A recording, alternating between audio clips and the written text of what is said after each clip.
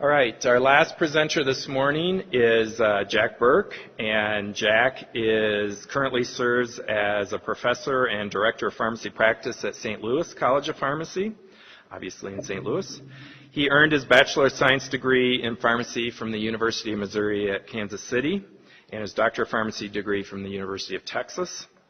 He completed his clinical pharmacy residency at Truman Medical Center in Kansas City, and he is a board-certified pharmacotherapy specialist, and he's been a clinical practitioner in internal medicine for over 20 years and taught quite a few years in the prep course in his back.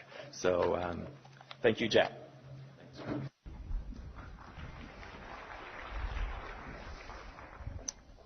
Good morning.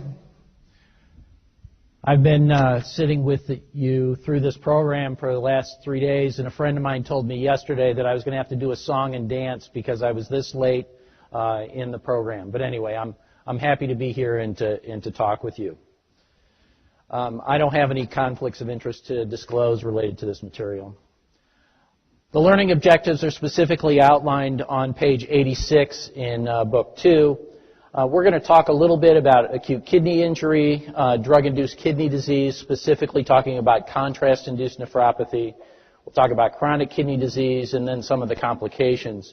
And if we have time, we'll talk a little bit about drug dosing, although Curtis addressed many of those issues in the pharmacokinetics presentation yesterday. So case 1 is on page 88, and we have a 48-year-old man who's admitted to the ICU after an MI, has diabetes and hypertension on metformin, lisinopril, naproxen. Baseline serum creatinine was good at 1, but over the past 24 hours had his BUN go up to 20. Serum creatinine is now 2.1. Urinalysis shows muddy cas, and he's been anuric for the last 6 hours. So his current blood pressure is stable at 110/70. His peripheral and pulmonary edema. So the question is, what's the best assessment of this patient's kidney function? Creatinine clearance of 26 based on Concroft-Gault, GFR of 44 based on MDRD, 23 based on the Brader equation, or is it less than 10? Okay. The number of responses don't look any better from up here than they did from the back, but those of you that were inclined to answer are on the right track. So let's look at it. So acute kidney injury has a variety of definitions, but really we're looking for a short-term decline in kidney function. There's some definitions in which you can look at over a 48-hour period of time where you have some increase in serum creatinine, an increase of more than 50%. But it's also important to look at changes in urine output.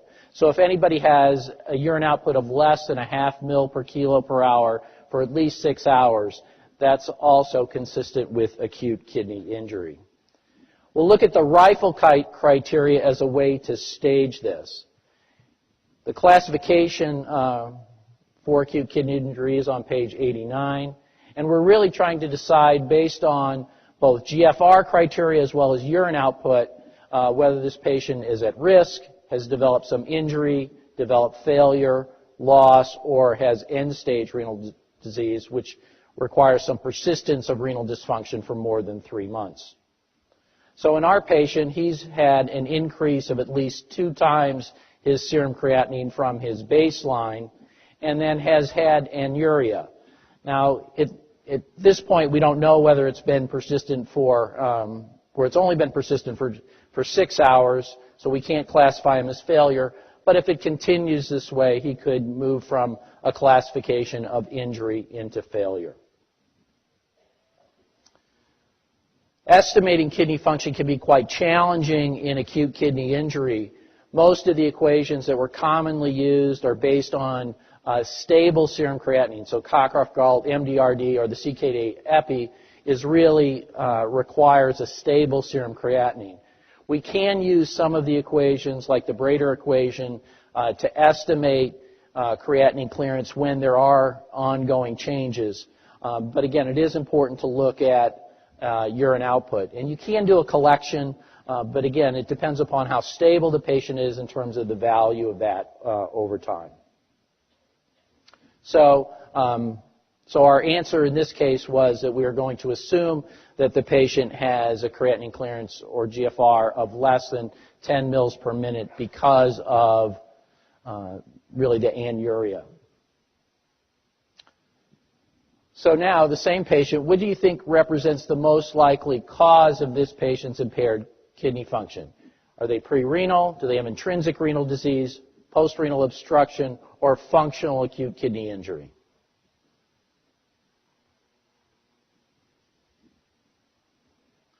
Okay. Well, let's look.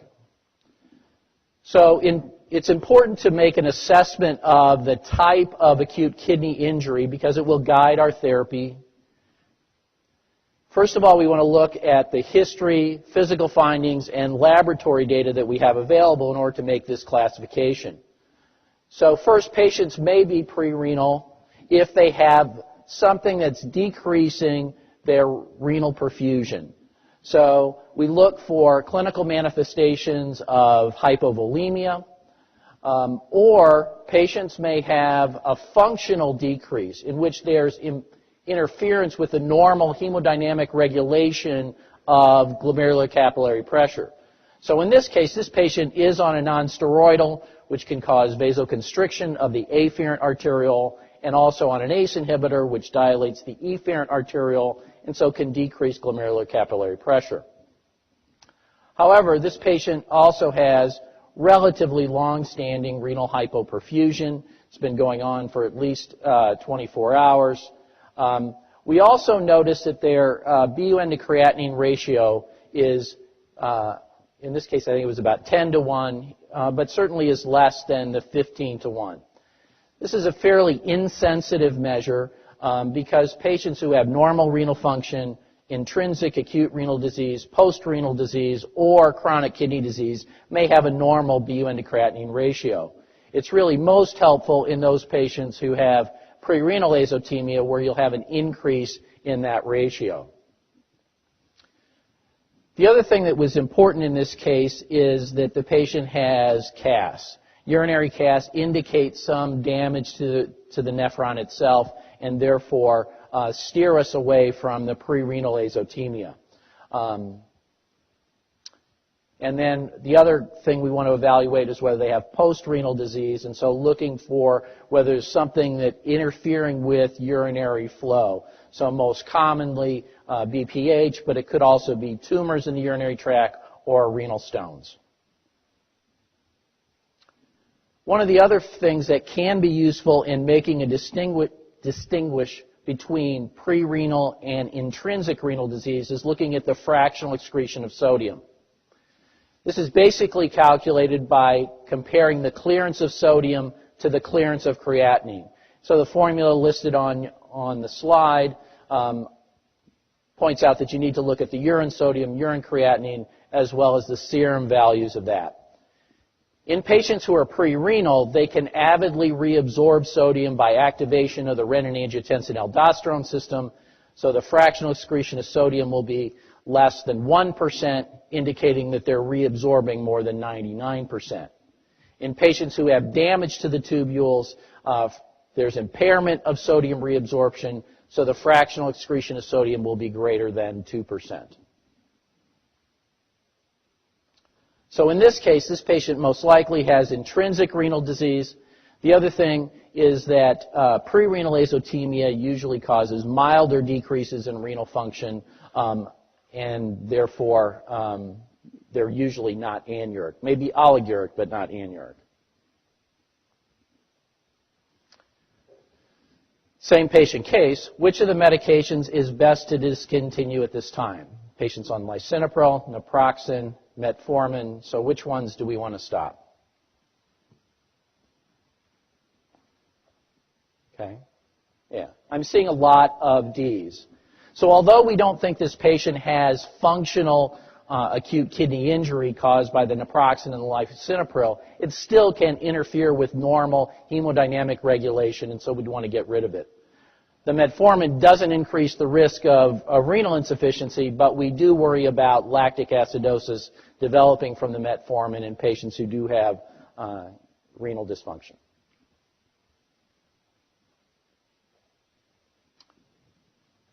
So what intervention is most appropriate this time? Do you want to add normal saline, add hydrochlorothiazide, add furosemide, or add fluid restriction?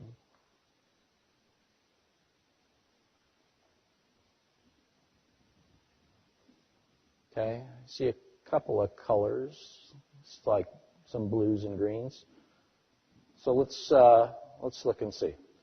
So first, in terms of prevention of acute injury, maintaining normal hydration is quite important. So patients need to maintain meet their basal fluid requirements, usually with isotonic saline.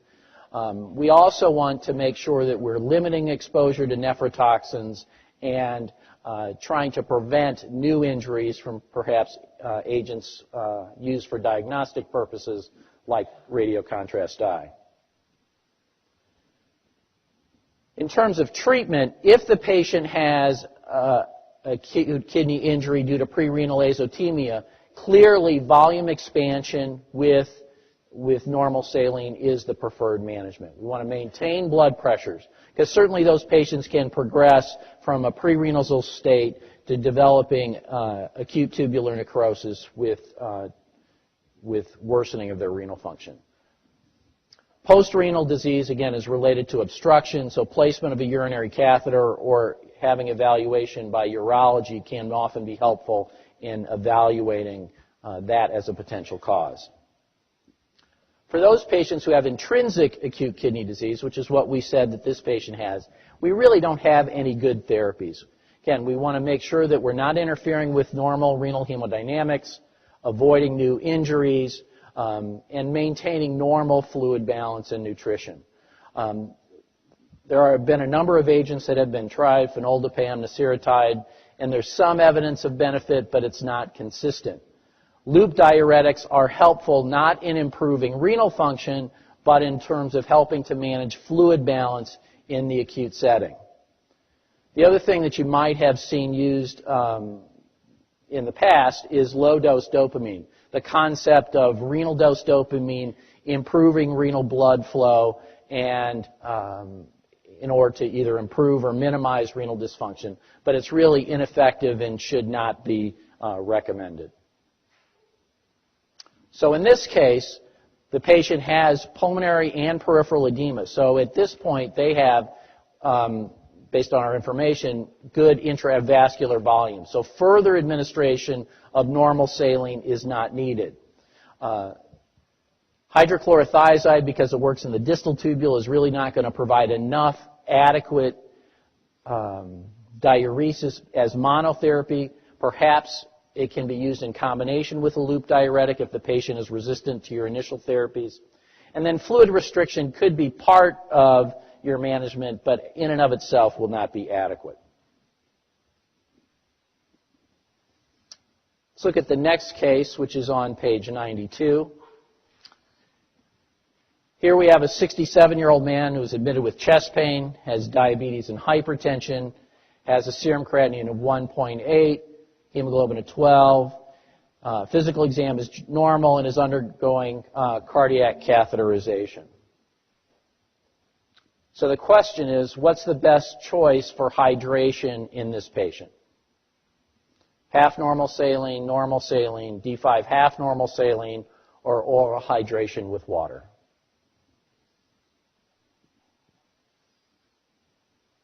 Okay. Seeing mostly Bs. So our concern is for the patient undergoing cardiac catheterization is the development of acute kidney injury because of the radiocontrast dye. The high osmolality causes an osmotic diuresis with subsequent tubular damage. The serum creatinine tends to increase within 24 hours of the dye load and can continue to increase for around 2 to 5 days. About half the patients will have a decrease in urine output and become oliguric, and some patients do require dialysis.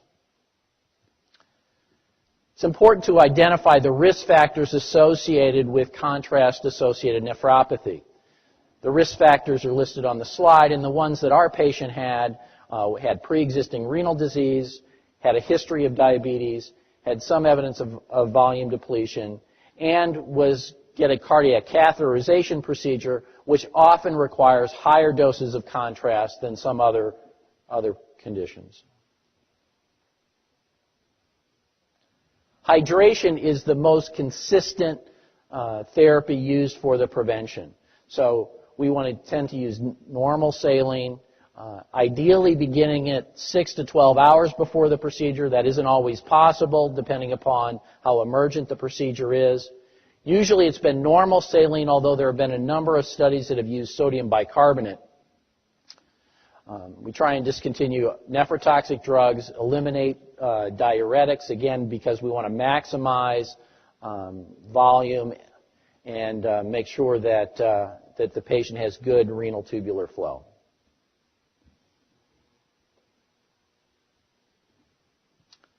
There are a number of medications that have been used. Acetylcysteine is the one that's been used most lately. How many of you still see N-acetylcysteine used in your institutions? Yeah, that's what I thought. The guidelines have sort of waffled on this. They've sort of come and go, but it is relatively common to use. There is some evidence that it does decrease the risk of acute renal failure when used in combination with proper hydration. It's relatively safe and inexpensive, so you may see it used. Other agents like ascorbic acid, there is some evidence, but it's not consistently used. And then phenoldiprem and theophylline have also been studied, but there's no evidence of consistent benefit. So in this case, again, trying to hydrate the patient to reduce the risk of contrast-associated nephropathy, and so we're going to use normal saline. So now, after the radiocontrast procedure, we want to make sure that we're properly monitoring this patient. So when do you want to reevaluate renal function for possible contrast-associated nephropathy? 6 hours, 24 hours, 4 days, or 7 days?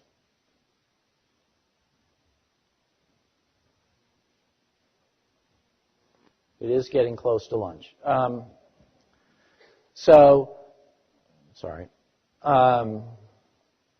24 hours. 6 hours is really too early to see much change in renal function after the dye is administered, and 4 days and 7 days are certainly too late.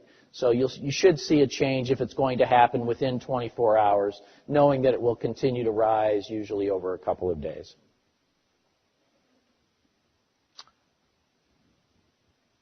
All right, let's move on and talk a little bit about chronic kidney disease.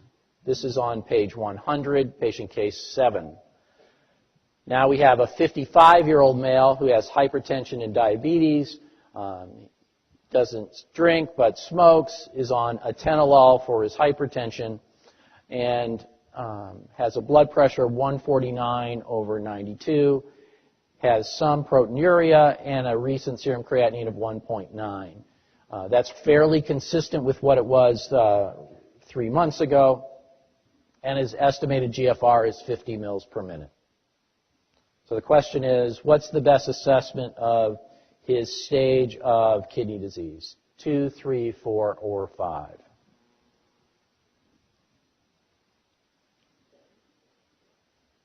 Okay. In assessing chronic kidney disease, we're looking for how it patterns with the National Kidney Foundation's guidelines. So first of all, we're looking for persistent decreases in renal function, more than 3 months. And they use a scale that looks at patients who are at risk, and then 1 through 5. The way I remember this is I start with stage 5, and it goes by 15. Then stage 4 goes another 15 up to 29. Then stage 3 is 30 to 60. Stage 2 is 60 to 90. And then stage 1, we could still say has chronic kidney disease if there's evidence of kidney damage. And usually that is the presence of proteinuria. So our patient who had GFR of 50 falls in stage 3.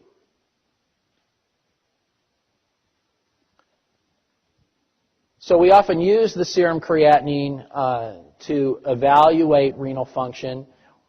There are some risks, and I think these were talked about in previous lectures about using them independently, but you do have to take into account a patient's age, sex, weight, and their muscle mass.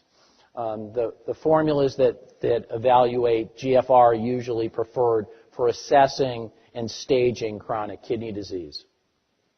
You can measure 24-hour urine collections, which are difficult to collect both in-house as well as out-of-house, but may be valuable in those patients where you believe that your serum creatinine is giving you a poor indication of what their renal function is.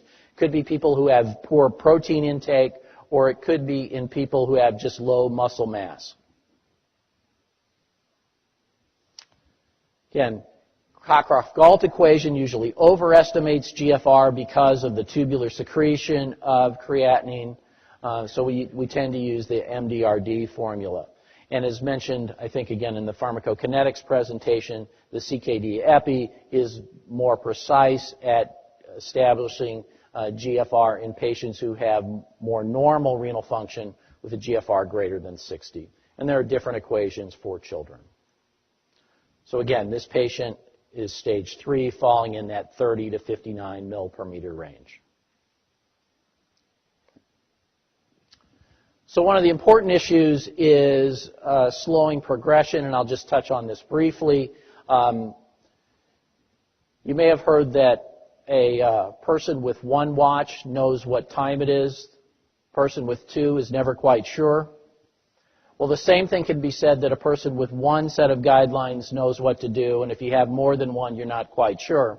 So that the NKF guidelines talk about a target blood pressure of less than 130/80, but as was discussed previously, the ADA guidelines talk about a blood pressure of less than 140/80 for most patients. And certainly that can be reasonable, and if you can easily get a person with lower blood pressure, that may be helpful. ACE inhibitors, or ARBs, are preferred as initial therapy, often improving response with the addition of a diuretic. The only time we hold these is if the serum potassium is more than 5.6, or if there's an acute rise in serum creatinine of more than 30%. Some acute rise in serum creatinine after starting an ACE inhibitor can actually be a good predictive value.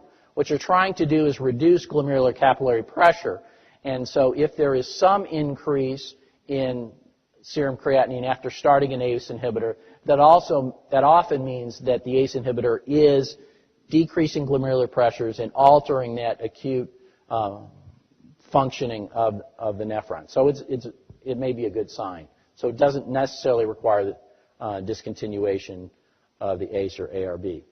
Non-dihydropyridine calcium channel blockers like diltiazem or verapamil can also be used. And then using dietary restriction as well. Again, blood glucose control, A1C less than 7. And protein restriction is also helpful in slowing progression. The thing that you've got to be careful about as patients progress through the stages of CKD, you don't want to jeopardize their nutritional status by overly restricting protein.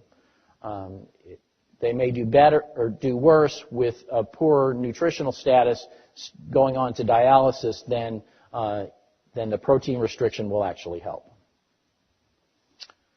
So, now, what do you want to do in this patient to limit their progression? Do you want to add nifedipine, add diltiazem, add enalapril, or increase the atenolol, which was their only drug?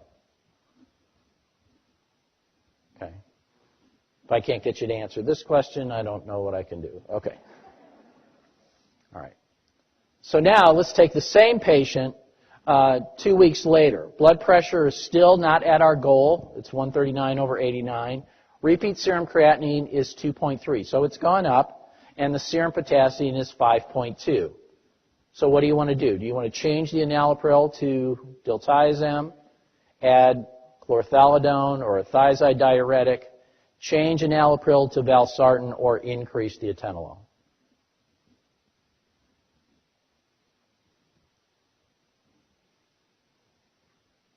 If you're like me, sometimes you need a minute to think about it. Or maybe not. Okay, so let's talk about this.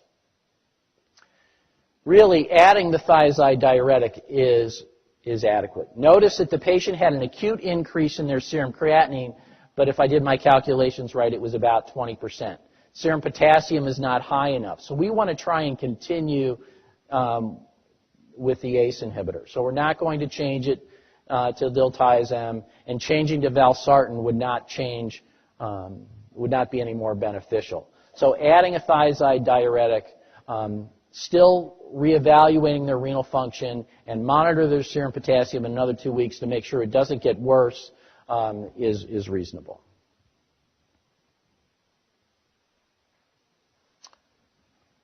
Let's talk a little bit about management of patients with dialysis.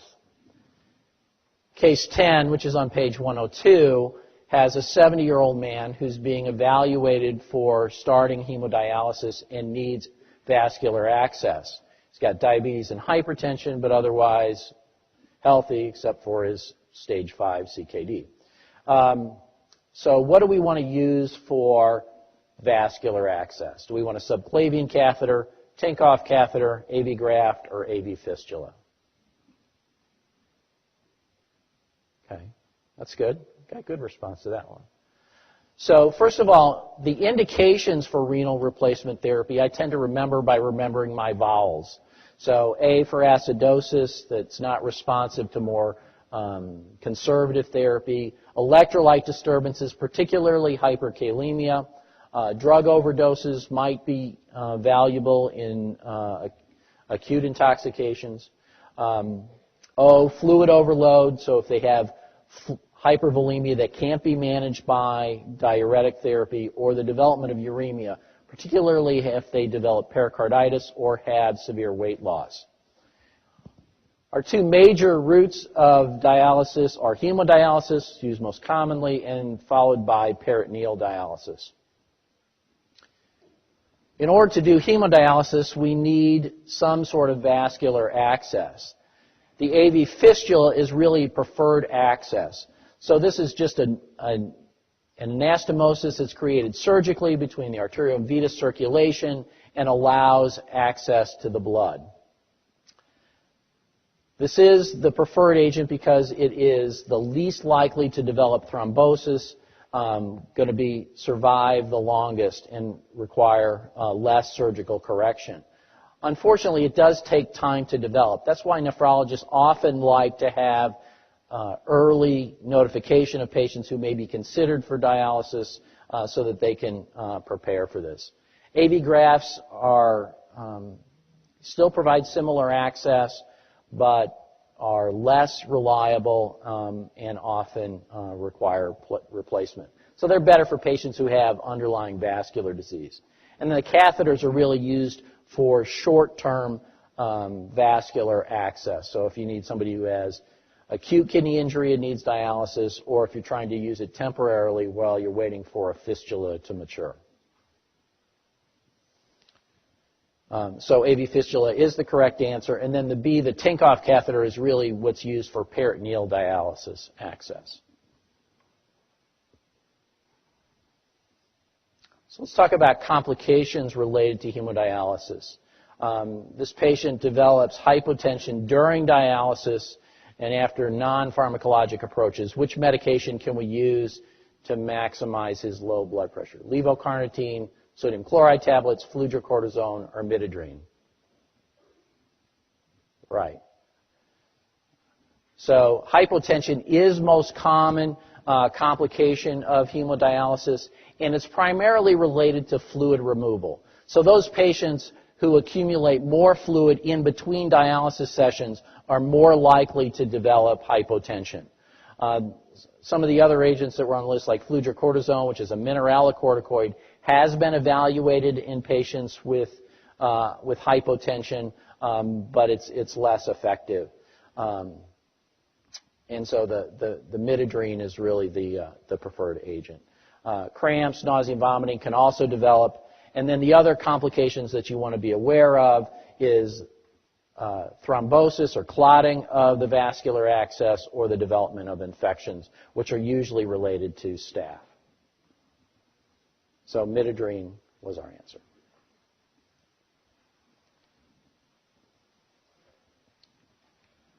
Next, I'd like to talk about some of the complications associated with chronic kidney disease. So when I'm trying to evaluate a patient for complications to their known CKD, I think about those related to fluid imbalance, which we've talked about a little bit. Could involve disorders of sodium balance, so hyponatremia or hypernatremia, potassium disturbances, anemia, or those things that are related to secondary hyperparathyroidism and renal osteodystrophy. So that can include hyperphosphatemia, calcium disturbances, which can either be high or low, and then vitamin D deficiency. So let's talk about those in relationship to this case.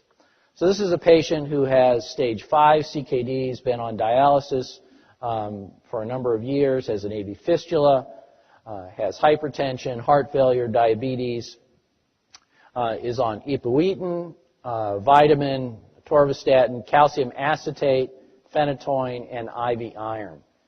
His labs are listed there, most notably. Let's first look at his hemoglobin, which is 10.2.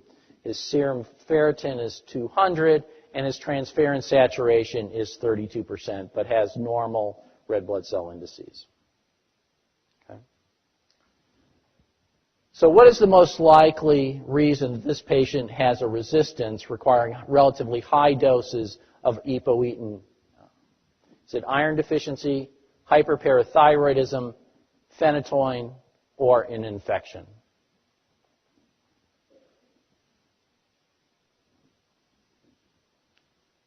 Okay, got a few answers. Let's look at the anemia. So there are a number of reasons that patients can develop anemia associated with chronic kidney disease. The most common reason is a lack of endogenous erythropoietin production, but red blood cell lifespan can be shortened. They can lose blood as a result of dialysis, or they can develop iron deficiency, perhaps because of blood loss, but also because of dietary changes. And then renal osteodystrophy can also contribute to it. There's a number of good reasons to improve morbidity and mortality associated with treatment of anemia in CKD. We worry about anemia developing in patients who have a GFR less than 60 mils per minute. So that's when you start to think about evaluating the patient or working them up for anemia, or in any patient who has a hemoglobin less than 10. So we look at their H&H, MCV. Usually patients with anemia from chronic kidney disease have a normocytic anemia. They usually have a low reticulocyte count because of a decrease in red blood cell production. Iron studies are important to evaluate because there could be coexistence iron deficiency, and look at a stool guaiac in terms of possible GI losses of blood contributing to the anemia. There are a number of erythropoietic stimulating agents. Epoetin and darbepoetin have been around a long time. Notice there's a new agent that's been released in the last year, pegonisotide, also administered either IV or sub-Q. It's a pegylated agent, so it has a longer duration of action, so only requires monthly administration. The other change that has occurred in relationship to treatment of anemia CKD is the changes in our goal hemoglobin. Because of an increase in outcomes and worse outcomes associated with higher hemoglobin levels, it should be maintained less than 12 at all times. So in non-dialysis patients who have anemia, we try and make sure we reduce the dose when the hemoglobin goes above 10. In dialysis patients, we change therapy when it goes above 11. Now, when you initiate therapy is a little bit less clear. Usually the hemoglobin is going to be less than 10, but how low you let it go is often going to be based on how symptomatic the patient is. So if the patient is symptomatic from their anemia, then starting therapy is recommended. It's important to monitor their response to therapy as well as to monitor their iron stores. Iron deficiency is the most common reason for a poor response. We look at both ferritin and transferrin saturation. Notice our goals for ferritin are slightly higher in hemodialysis patients than in peritoneal or chronic kidney disease patients. We also want to look at transferrin saturation. Ferritin is an acute phase reactant, so may be elevated for reasons unrelated to their iron stores. So looking at a combination of these parameters is helpful. The transferrin saturation more accurately reflects readily available iron for hemoglobin production. In older guidelines, you may have seen an upper level of 50% for the transferrin saturation, and really now the goal is just said to be greater than 20%. So again, of the common causes for inadequate response to erythropoietin, iron deficiency is the most common reason. Tends to be occurring less often because IV iron is used as supplementation in patients on hemodialysis. There are other causes, and you'll notice third down from the list is hyperparathyroidism, which can, again, impair the body's response to erythropoietin, so can contribute to the anemia. So again, most patients with CKD are going to need iron supplementation. On dialysis patients, you're going to want to use IV iron. This can be used empirically, giving them a loading dose of about 1,000 milligrams if they're baseline iron deficient, or you can use periodic smaller doses for supplementation. The iron products, the parenteral iron products, are listed in Table 5 on page 107. You may use oral iron therapy earlier in stages of chronic kidney disease, but if a patient's on dialysis, you're not going to be able to provide them enough iron supplementation orally in order to maintain their iron stores. So in this case, the patient had ferritin of 200, their transferrin saturation was above 20, so they don't have iron deficiency. Phenytoin therapy can sometimes cause anemia, but does not seem to be in this case. And there was no evidence of infection. So hyperparathyroidism seems the most likely. The patient's parathyroid hormone level was 80 or 800, I believe, in the case. All right. So let's look at some of the other complications associated with hyperparathyroidism and renal osteodystrophy. So in addition to diet modification, what do you want to do? Would you like to increase calcium acetate, change the calcium acetate to sevelamer and add cinacalcet, hold the calcium acetate and add IV vitamin D, or just add an IV vitamin D analog?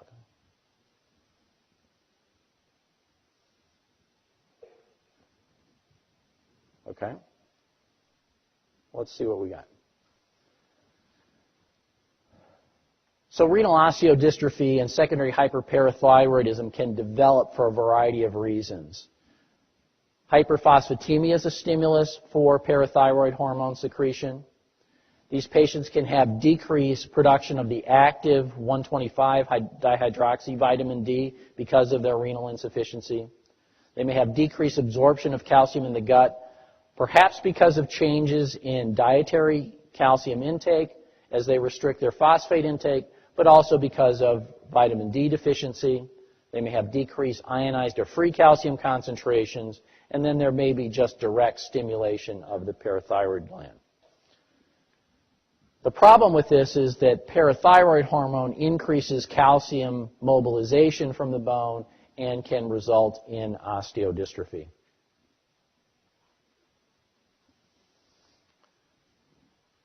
The monitoring and treatment goals for renal osteodystrophy are listed in the tables on page 108. Table 6 has the monitoring frequency recommendations, looking in many cases to get baseline PTH, alkaline phosphatase, and 25-hydroxyvitamin D, and then frequently monitoring calcium and phosphorus. And our treatment goals are really based on normalization of calcium, phosphorus, and parathyroid hormone in stages 3 and 4. And you'll notice that the goals are a little less tight, looking really for near normal calcium, near normal phosphorus, and PTH in those patients on dialysis. It can be hard in some of those patients to get PTH completely back to normal. The value of monitoring the 25-hydroxyvitamin D at baseline is to see if there's an underlying nutritional deficiency that needs to be supplemented.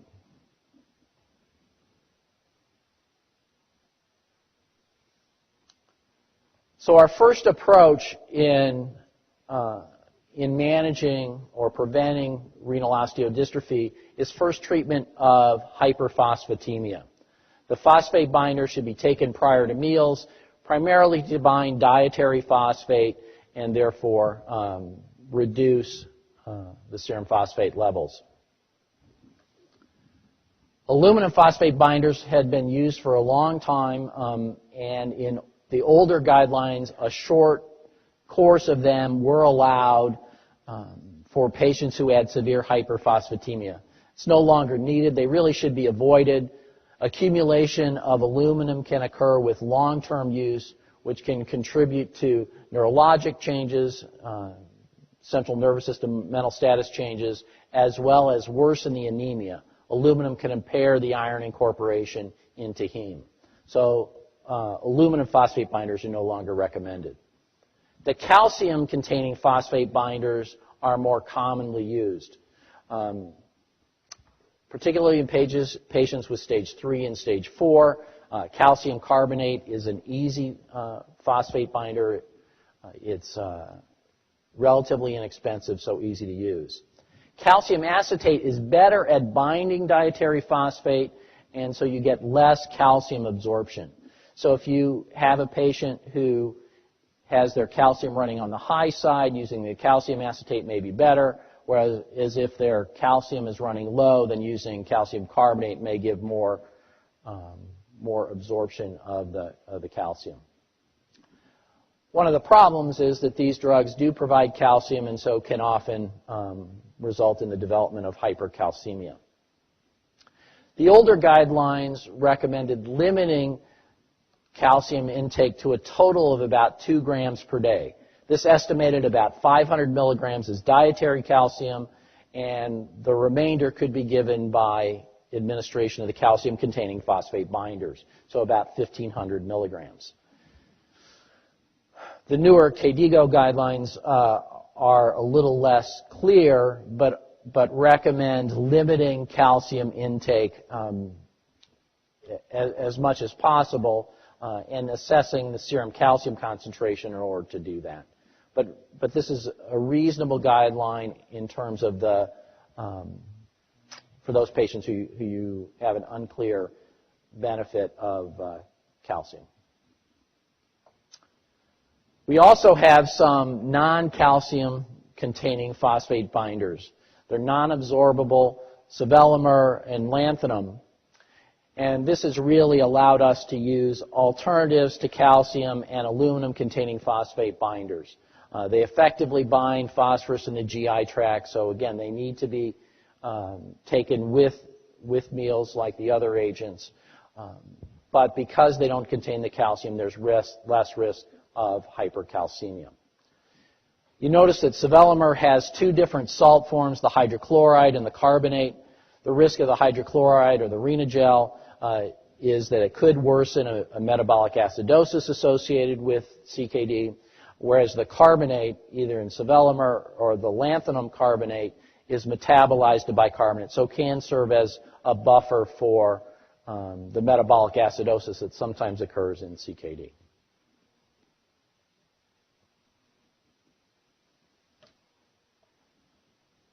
Vitamin D analogs can also be useful to suppress parathyroid hormone secretion.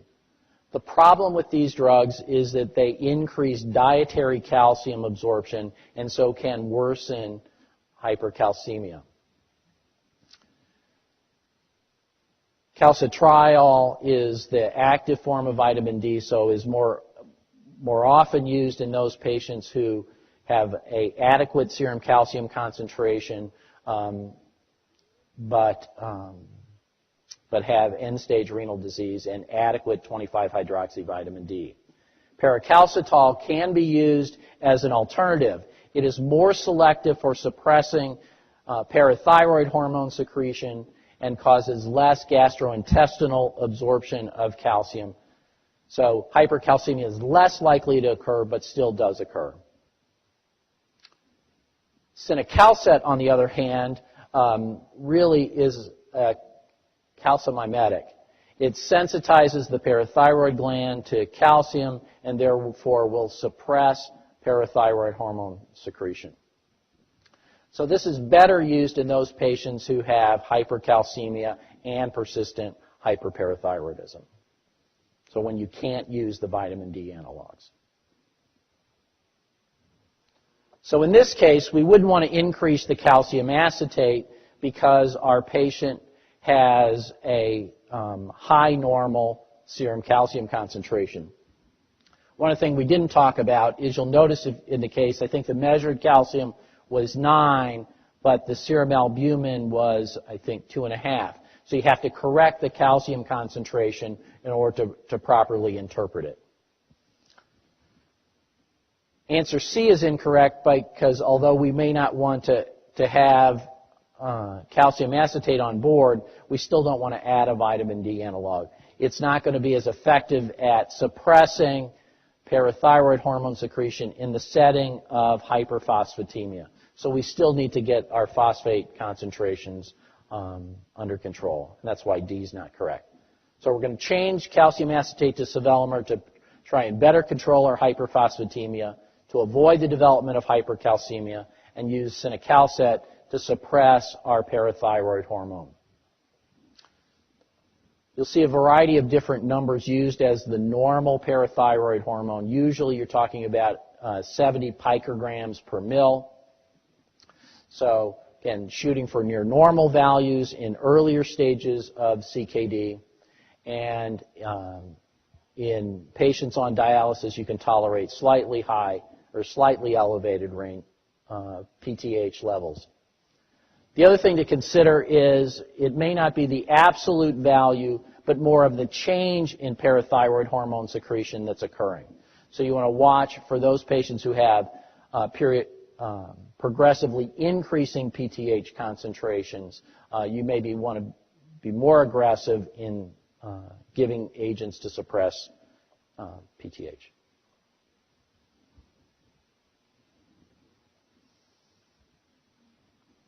Okay.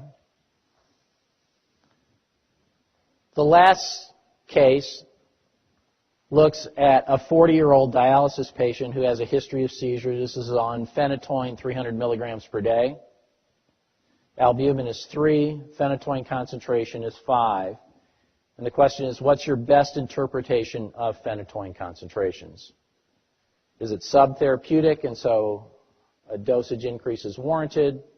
It's therapeutic and no dosage adjustment is needed. Concentration is toxic, so we have to reduce the dose or we can't interpret the level. So you can take a minute and figure this out if you'd like. This will be a refresher of the discussion from pharmacokinetics yesterday afternoon.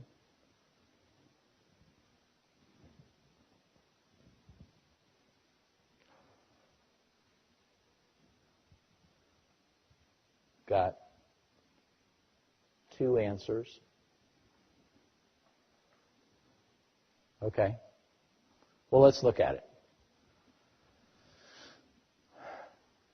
So again, the free fraction of phenytoin is normally about 10%. And in patients in renal failure, you can usually expect that free fraction to go from 10% up to 20%, which means our therapeutic range can usually decrease by 50%. This gets even worse, or the therapeutic range can be adjusted even lower in those patients who have hypoalbuminemia. The formula on the slide allows you to calculate an adjusted serum concentration based on what was measured and the changes in protein binding and the measured serum albumin concentration. So again, our patient had an albumin of 3 and a measured phenytoin level of 5 micrograms per ml. So that gives us an adjusted concentration more than twice the measured value, so about 12.5 micrograms per ml. So, assuming that the patient was still seizure-free, we would say that they are therapeutic and no further dosage adjustments are needed.